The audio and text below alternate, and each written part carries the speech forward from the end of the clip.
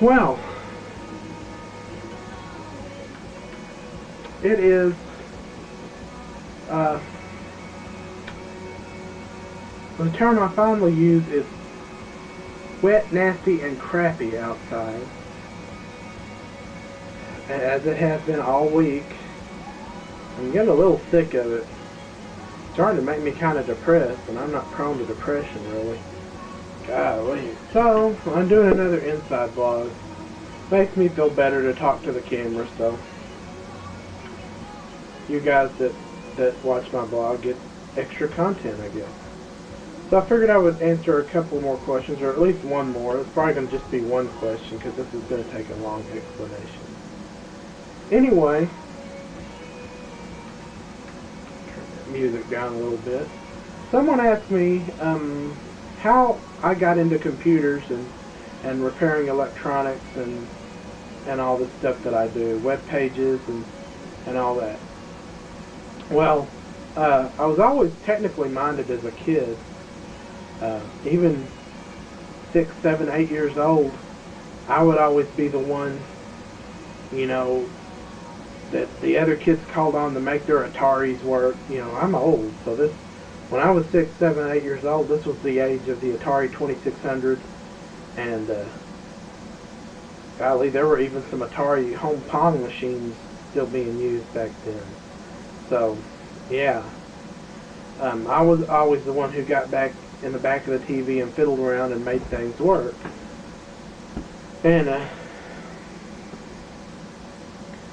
you know, that's just how it was. And I got curious when I was little and would take things apart, much to my parents' chagrin, you know, many a broken toy, just to see how it worked, you know.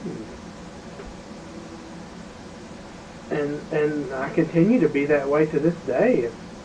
You know, I love finding out how things work, what makes them tick. There's so many new gadgets that have come out. So anyway, continued on with my life. Got into junior high, I would say, intermediate school, and started getting into computers via the Commodore 64.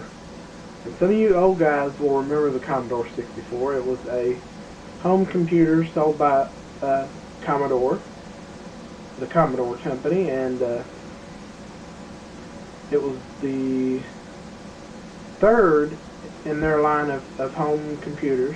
The first being the Commodore PET, the second being the VIC-20, and the third being the Commodore 64. 64 signified 64K of onboard RAM. Imagine that. Everything done in 64 kilobytes of memory. And yet the thing did some amazing things. And so I started writing programs for it, learning how to use it. Lots of fun. And you know, that got me into further into computers. When did I get into computers for real is what I would say. Computers for real being the actual IBM x86 computers that we know today.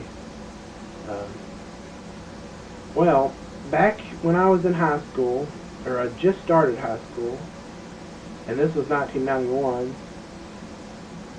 the end of 1991, I had a math class, and a math teacher who was very, you know, lenient, and whenever you were done doing your work, or if you had done something special, she would let you go back to the back of the computer and play on the back of the room and play on the computer.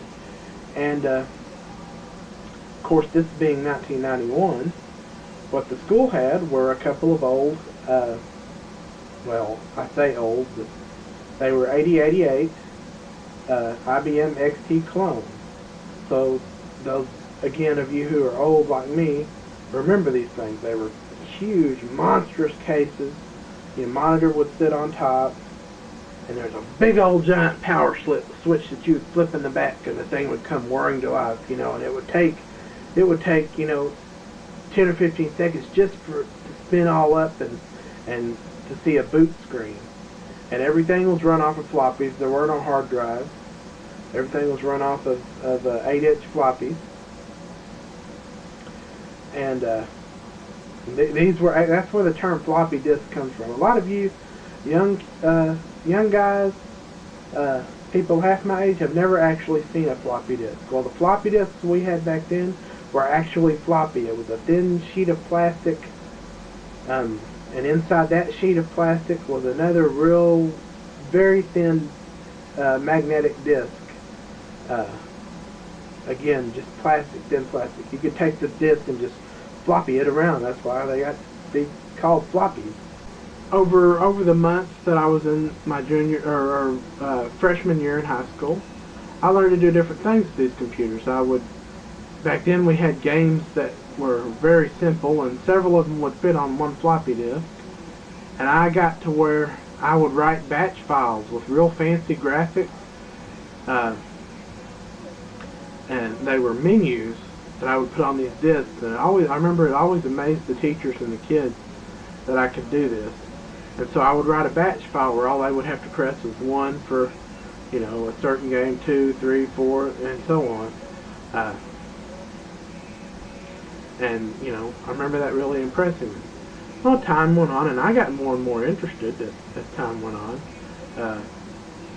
Sophomore year, I think the school got in some 286s and 386s, which were very, very nice. By my senior year in high school, we'll flash forward a little bit, the school was running computers that ran Windows 3.1. Windows 95 was just around the corner, but it wouldn't be released till I was already out of high school.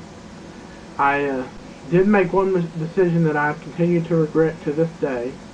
I was so tired of getting picked on and abused and just, there were even teachers that picked on me and made fun of me because of my fair skin and my hair color and the fact that I am partially an albino, that my grades suffered and I couldn't stand it anymore. And I began I chose to drop out, stupid mistake, and get a GED. Now, no matter what anybody will tell you, if you're in school right now, if any of you that are watching this are in school right now and ever think about dropping out and getting your GED, do not. Unless you have no other choice, unless you've gotten your girlfriend pregnant and you need to get out and get a job or something, a full-time job, do not drop out of school. Do not get your GED. It is not an equivalent to a high school diploma, no matter what anybody tells you. Believe me, my life has suffered for it. It's the one mistake that I really, I'm a firm believer that you can't change the mistakes you've made, but if I could change that mistake, I would go back and I would change it in a heartbeat. Stupid, stupid mistake. Believe it or not, and this may change some of you guys' outlook on me, or not, but back then, during this time, this was 94 and 95, there was really no internet to speak of. Now, the internet existed since like the late 70s, but it was only for upper class government type stuff. The internet as we know it, the World Wide Web, hardly anybody uses that term anymore, but that's what the www in front of a web address stands for, is World Wide Web. And that's what we called it in the beginning when it first came out, was the World Wide Web. But anyway, backing up some. This before the internet, before anything like that, we had what they called bulletin board system. And a bulletin board system was basically